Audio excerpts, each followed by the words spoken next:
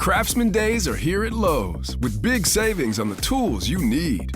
Save $100 on the Craftsman V20 6-tool power tool combo kit, now at $199. No matter what the project is, Craftsman's high-quality, high-performance products empower you to build on. Stop by your nearest Lowe's store and check out the full line of Craftsman tools today.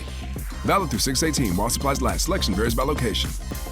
Nats Chat is brought to you by Walters. Walters is the place to be this weekend. The Nats this weekend welcome the Detroit Tigers, and DC United on Saturday night at 7:30 hosts the LA Galaxy. Register at waltersdc.com/events and receive a free old-time lager for doing so. Irvin checks the runner and throws. And a swing and a high drive, deep right center field. Call going back, looking up at the wall, and there it goes. It's 6-0 Detroit. 3-run homer, Akil Baddoo. The 2-2 to Green. Swinging a high drive to right field. Thomas back on this one to the warning track near the wall. He looks up and it's gone. A solo shot for Green makes it 8-0 Tigers, his 4th of the year. The 2-2. Swinging a fly ball, well hit to left center field. Baddoo going back to the track, to the wall, and it's gone! And it's 8-3. Home run number 6 for Thomas. 4 rows into the Brewhouse red seats in left center. The 1-2. Swinging a high drive, deep right field. Veerling back to the track, to the wall, and there it goes! It's now 8-6. Ruiz dumps it down to the Nationals bullpen, his 4th home run. And the Nationals are on the comeback trail. What was once 8-0 is now 8-6, a 2-run game here in the 7th inning. Now the pitch, swinging a ground ball past the mound toward the middle. Baez crosses to the right side, has it. He fires the throw in time to a stretching Torkelson. So the Tigers take game 1 of this 3-game interleague series.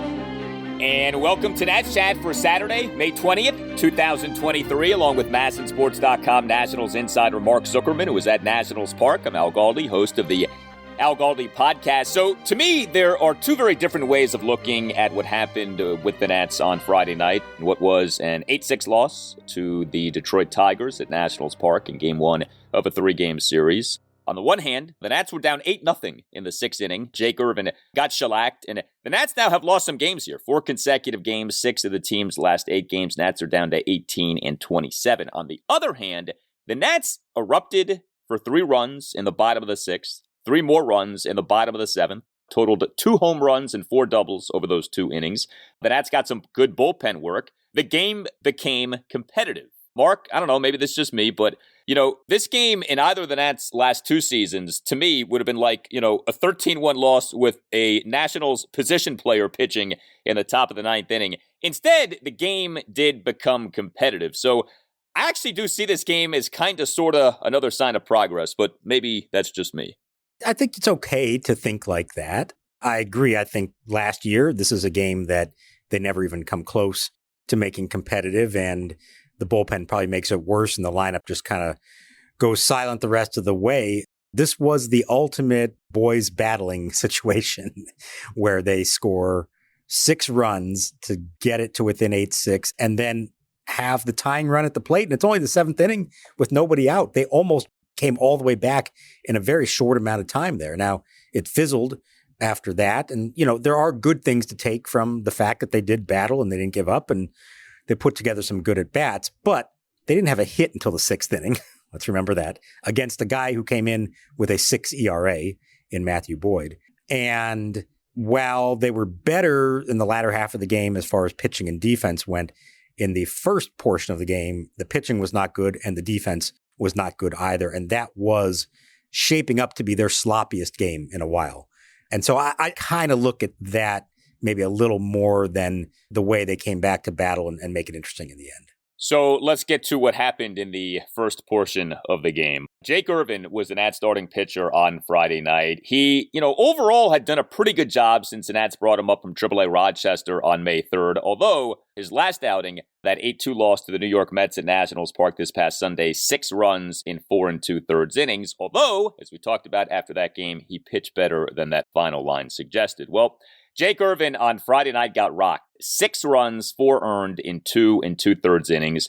gave up 5 hits, 2 home runs, and 3 singles. He issued 4 walks and a wild pitch. He, over his mere 2 2/3 innings, threw 75 pitches. The 75 pitches were made up of 38 strikes and 37 balls. He had a near 1-to-1 strikes to balls ratio, and Irvin committed a fielding error in a Tigers 3-run first. So about that 3-run first, top of the first, Irvin allowed 3 runs on a leadoff homer by Zach McKinstry to left center field on a 1-2 pitch, a 2-out opposite field RBI single by Akil Baddoo to left field. Baddoo, by the way, a local, born in Silver Spring, Maryland. Also in that inning, Irvin issuing 2 walks. You had the fielding error by Irvin. He botched the fielding of a tapper back to him by the Tigers' second batter of the game, Javier Baez, and you had a 1-out pass ball by catcher Keibert Ruiz. Now, Irvin did then toss a perfect top of the second. So you said to yourself, all right, bad first inning clearly, but maybe Jake Irvin can sort of right himself as the evening goes on. No, top of the third,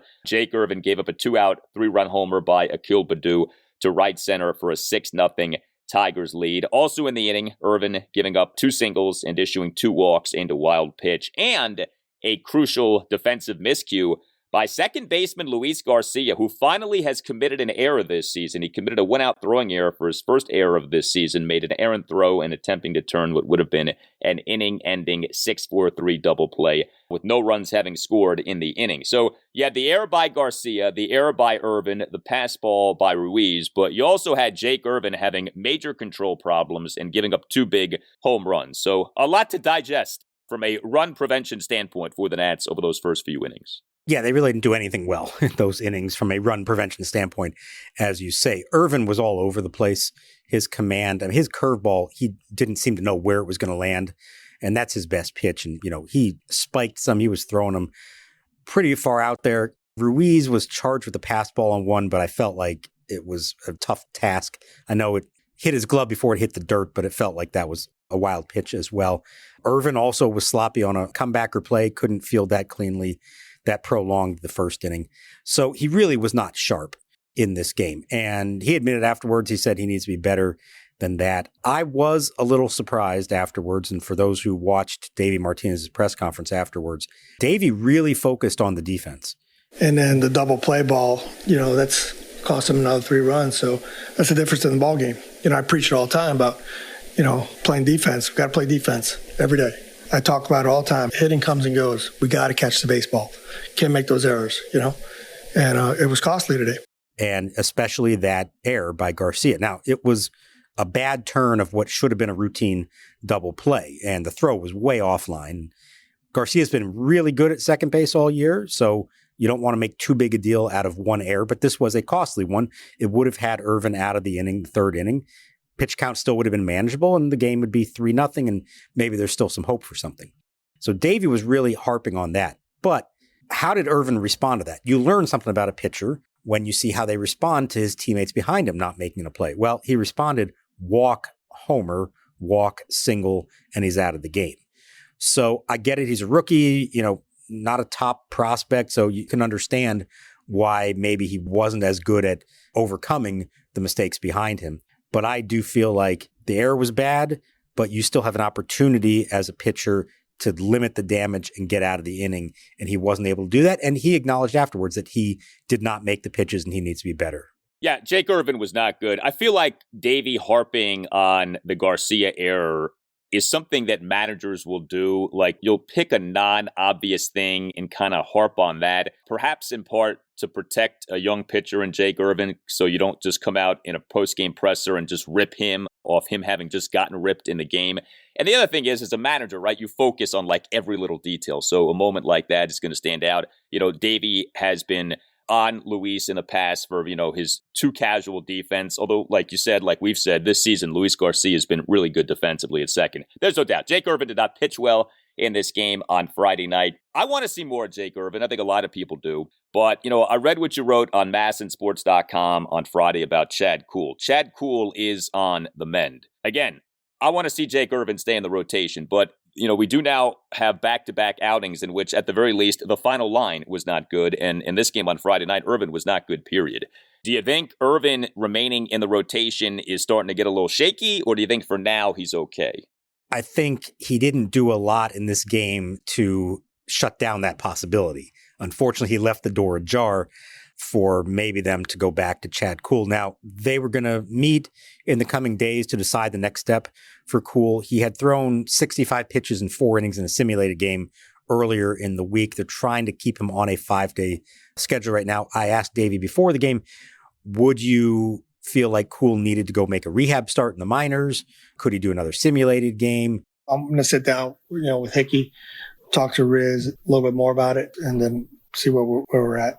There's also the possibility that they could bring him back from the IL, but put him in the bullpen and be a long man and send somebody else down, maybe Hobie Harris, who has options. So there are some different ways they could approach this. I'm like you. I want to see more of Irvin, but I do think we have to acknowledge the bloom is off the rose a little bit, and that maybe, especially that start in San Francisco, might have been a little bit of a mirage and a great outing for him, but maybe that's not really who he is.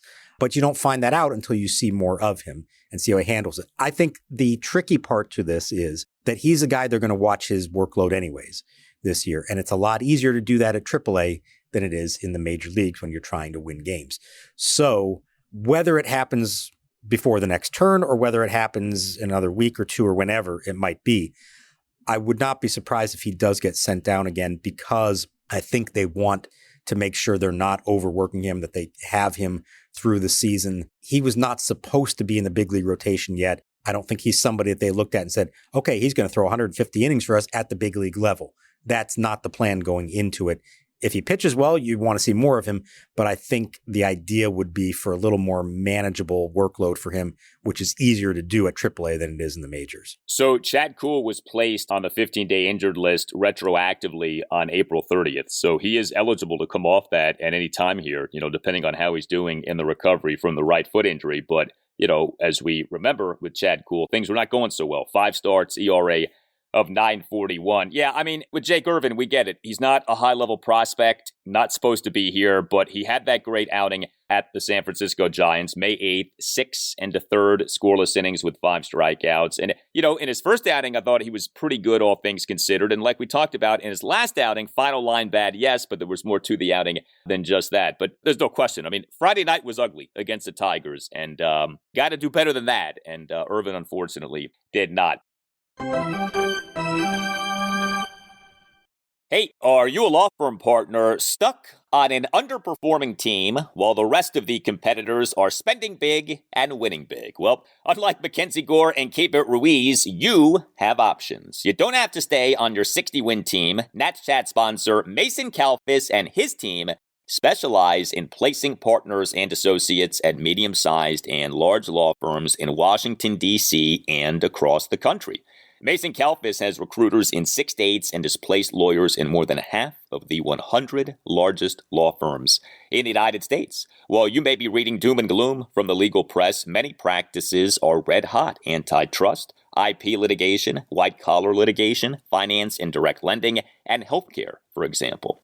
Mason has worked with DOJ, SEC, and all kinds of government lawyers to get law firm partnerships at some of the most prestigious firms in the country. He also regularly works with partners at law firms looking to upgrade their platforms or brands to firms to better fit those partners' practices. Or sometimes, let's be honest, often, Mason Kalfas works with partners looking for more money as a fair reward for the business that the partners are bringing in. Even in the quote-unquote slow first quarter of 2023, Mason Kalfas worked with 3 different lawyers who doubled the compensation their previous law firms were paying those lawyers.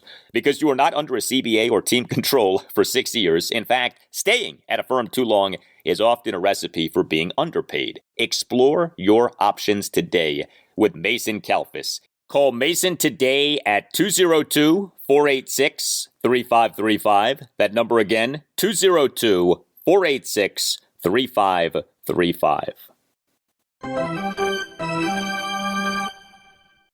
The 2-2. Swinging a line drive right center field. Racing over is Veerling. He lost it in the lights, and the ball goes to the warning track. Ruiz around first on his way to second, and he'll make it. Well, that should be a double. As Veerling is pointing at his eyes, he lost it in the lights. That should be a 2-base hit on a ball that he looked like he was going to catch, if not for the lights. We'll wait to make sure. I don't see how the official score has it.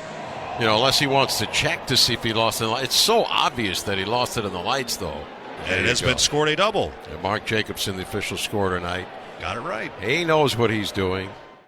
The boys did battle in this game on Friday night, and it was weird. Matthew Boyd, who is not having a good season for the Detroit Tigers, he was no-hitting the Nationals until the bottom of the sixth inning. And then, like out of nowhere, the Nationals erupted offensively. It started with a leadoff opposite field double by Keibert Ruiz. And boy, did he need that. Keibert has not been hitting particularly well lately. He was actually the number 7 batter in Davey Martinez's lineup on Friday night. Ended up, though, going 2 for 3 with a 2-run homer and a double. Now, the double should perhaps be put into quotation marks because this was a liner on which the Tigers right fielder Matt Vierling whiffed on an attempted backhanded catch. This to me is one of these classic things of, I guess from an official scoring standpoint, you have to call it a hit because the fielder never touched the ball. But stuff like that to me needs to stop. There needs to be like a common sense application to plays like this one. That's not a hit. That's a fielding miscue. That's an error on Vierling.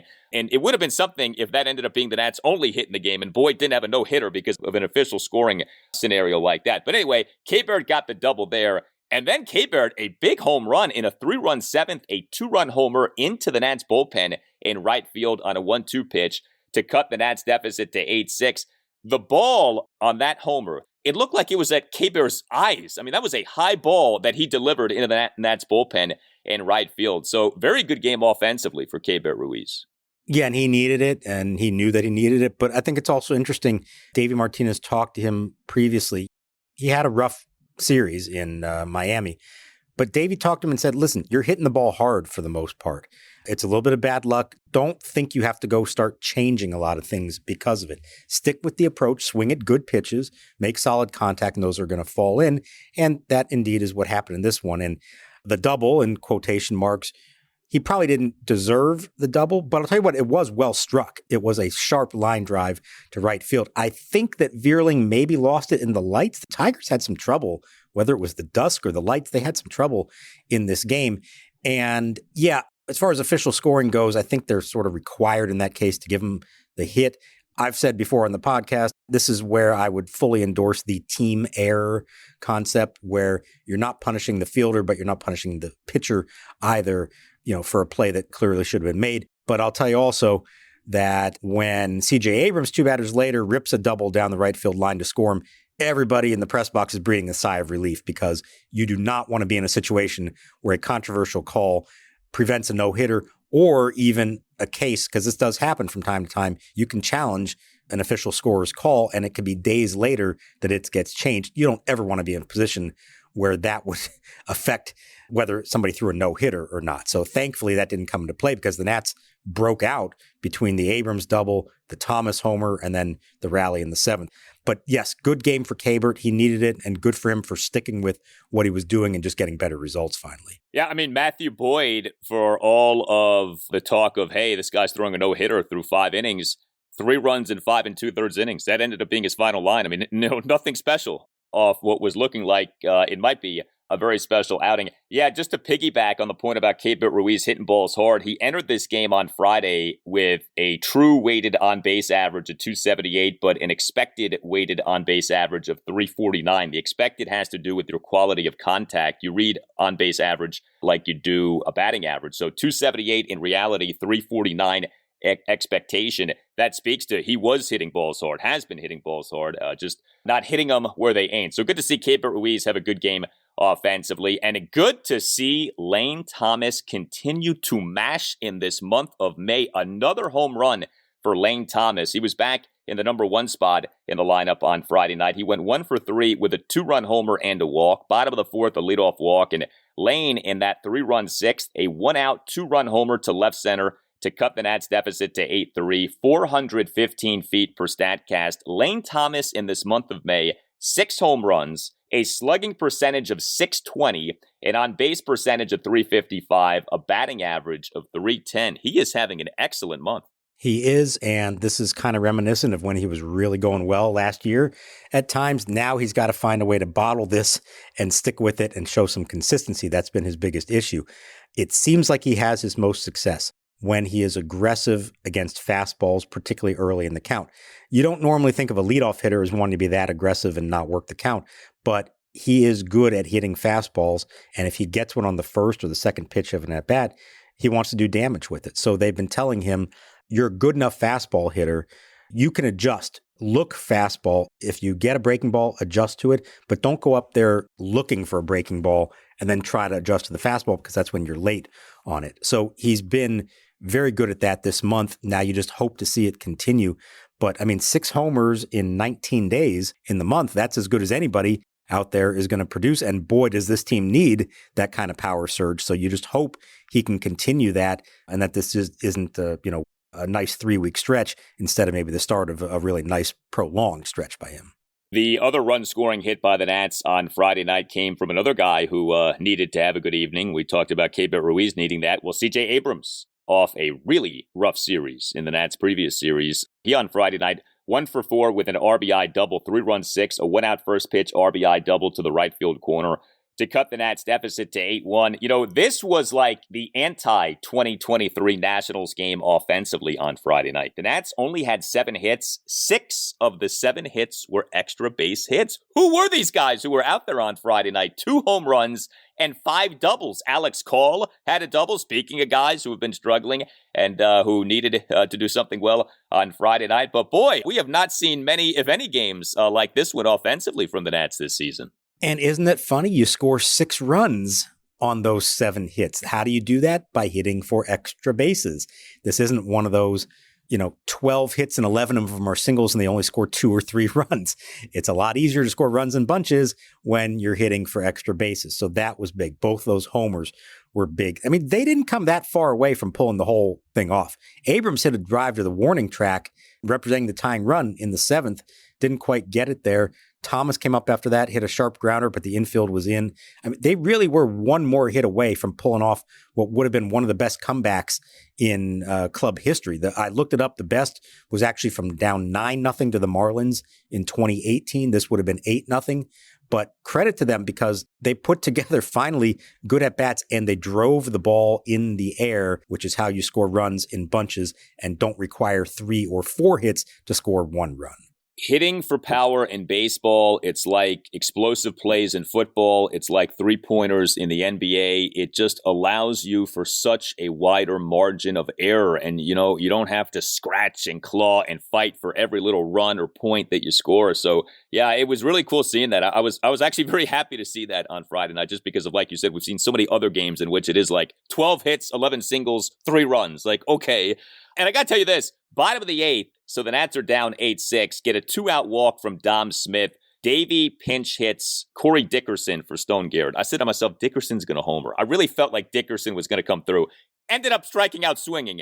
But, you kind of felt like, there was some magic in the air. Dickerson's done well since coming off the IL. But no, a Dickerson homer was not to be.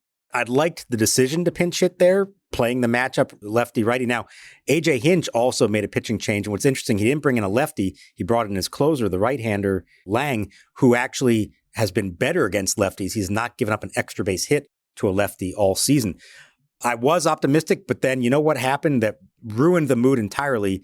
Before he ever threw a pitch, Corey Dickerson was called for a clock violation. He's down on the count 0-1, and then he wound up striking out a couple pitches later on a fastball that was down the middle. So that was a bad at-bat in a big moment, and you don't do yourself any favors when before anybody's thrown a pitch, you're already putting yourself in an 0-1 hole. Yeah, you got to be ready to go, and he, for whatever reason, was not. Nats scored 6 runs despite the recent white-hot bat, Jeimer Candelario, going 0 for 4 with a strikeout. Luis Garcia went 0 for 4 with a strikeout, but Joey Meneses was back, and he was right back to being the Nats starting DH and number 3 batter, 1 for 4 with a ground rule double. Did strike out twice, but Meneses in the bottom of the 6th, a 2-out full count ground rule double off the left field warning track, despite having been down to the count of 1.12. So, we thought, hey, maybe a couple days off might cool Joey Meneses a bit, but looks like he got right back to where he had been, at least with that double. Yeah, and the good thing from a staying hot standpoint was he really only missed 1 day, the day his son was born.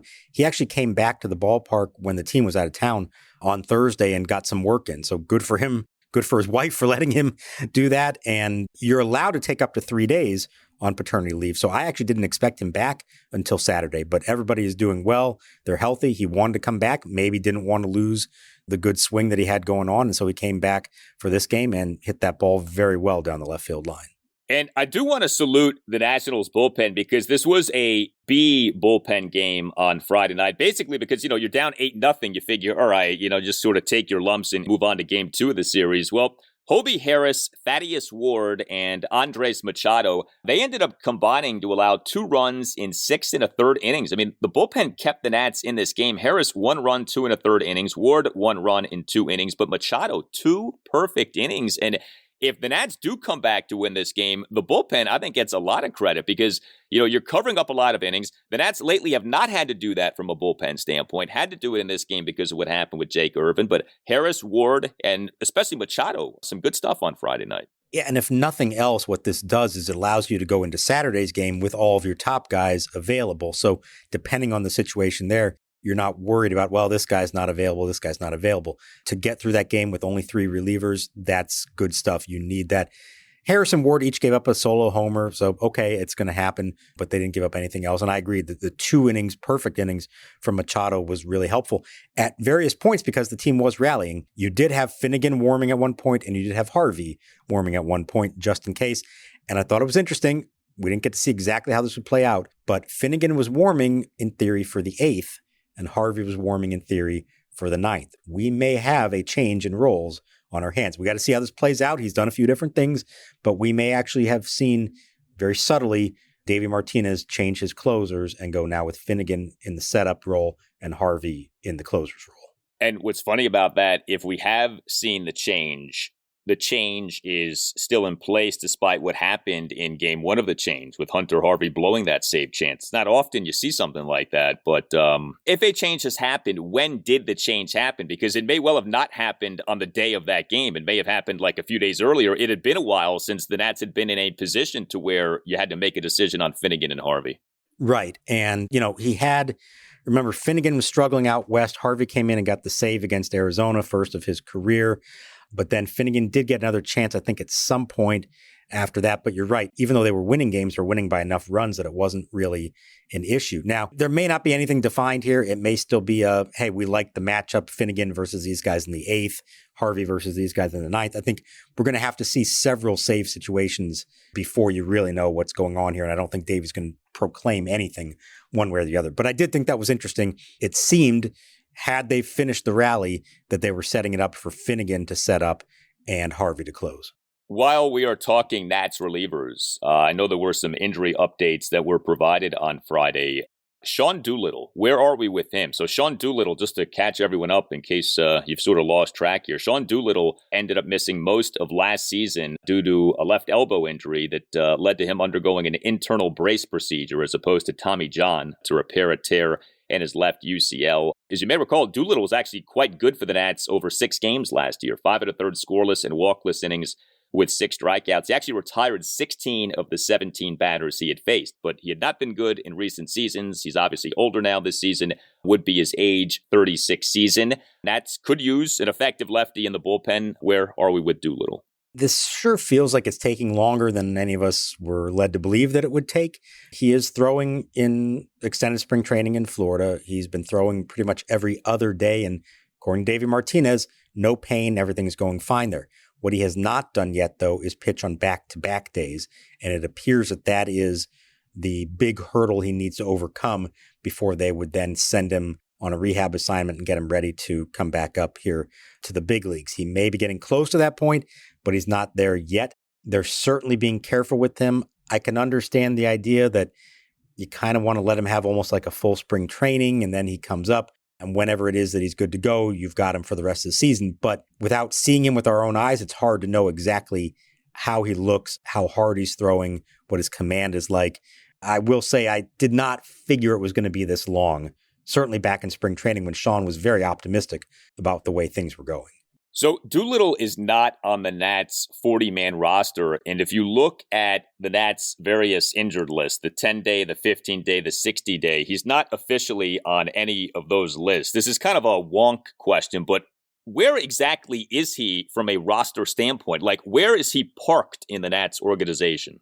The minor league IL, I think, essentially. And I don't know if it's officially AAA or what that is, if they assigned him to one of those rosters.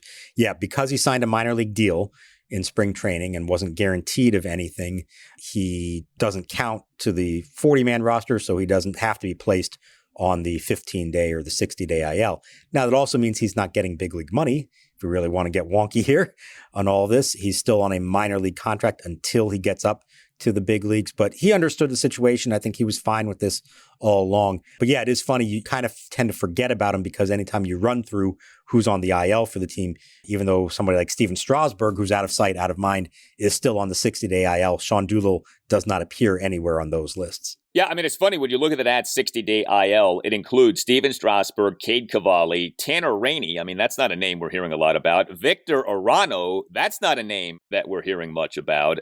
So yeah, you do kind of forget about people when they're on this, especially the 60-day IL.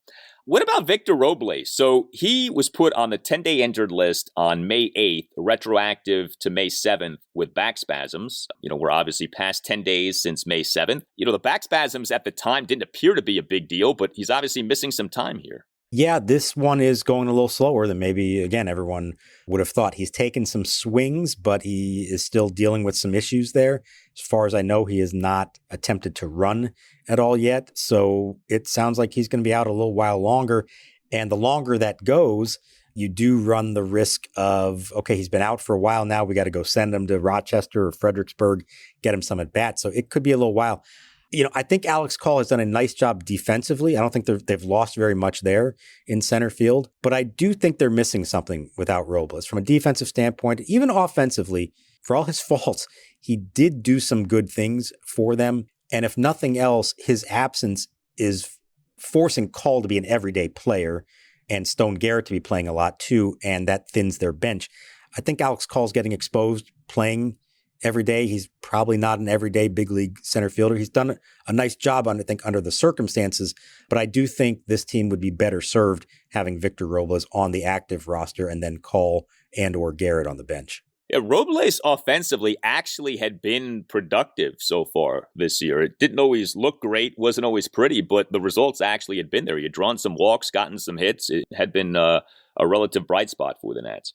Well, we are bringing back something we did 2 years ago on the podcast, and it requires work from you, but hopefully it's fun work. We'd like for you to submit your voice memos to us regarding your memories of the Nationals' run to the 2019 World Series Championship. And we kind of leave this open and vague, and you can kind of take it in whatever direction that you want. But your favorite moment, your favorite game, an experience you had watching a game, maybe you were at a game or games. Again, you kind of take this wherever you want, but you can record the voice memo into your smartphone and then just email that file to us. The email address is natschatpodcast@gmail.com. So, just give us like 30, 60, 90 seconds, whatever you want. If you have a good story to tell, give it to us, and we'll put the best voice memos at the ends of various installments of this podcast. So we appreciate you doing that. We had a lot of fun doing that a couple years ago and got a lot of great submissions. And I'm sure that there are many more. One of the great things about a deep postseason run, a championship run, is it happens over so many weeks to where you have a lot of stories and tales to tell. And so that's the kind of thing that I think can go on for years. People engaging in storytelling regarding that month of October 2019 and where you were and what you did and who you were with. That's a big part of the fun of your baseball team winning a championship. Yeah, I agree. And I still, we're coming up on 3.5 years since it happened. And I sort of remind myself every once and again, oh yeah, remember that particular game, and remembering a certain scene about it or where I was or what the clubhouse was like afterwards. We all remember the major moments, but there were a lot of moments that month that really stood out, that were special and helped make the entire run such a great thing. Between some of the LCS games, and we talked about it the other day with Anibal Sanchez, the no-hit bid he had going on in game one of that series. There really were a lot of special moments that whole month. And the farther away we get from it, I think the more important it is to try to remember those, because we don't want to forget what that was like and believe that someday again we can experience something like that here. Yeah, so again, that email address, natschatpodcast@gmail.com. You can also find us on Twitter at @Nats_chat. We have a new website, natschatpodcast.com. Check that out. You can get yourself a Nats Chat Podcast t-shirt at that site. Again, natschatpodcast.com. All Nationals radio highlights on Nats Chat are courtesy of 106.7 The Fan. Thank you to Tim Newmark for the Nats Chat Podcast music. Visit timnewmark.com. For Mark Zuckerman, I'm Al Galdi. Thank you for listening, and we'll talk to you next time on the Nats Chat Podcast. The right-hander kicks, delivers, Zim swings and drives one to deep center field. Way back goes Bellinger to the warning track.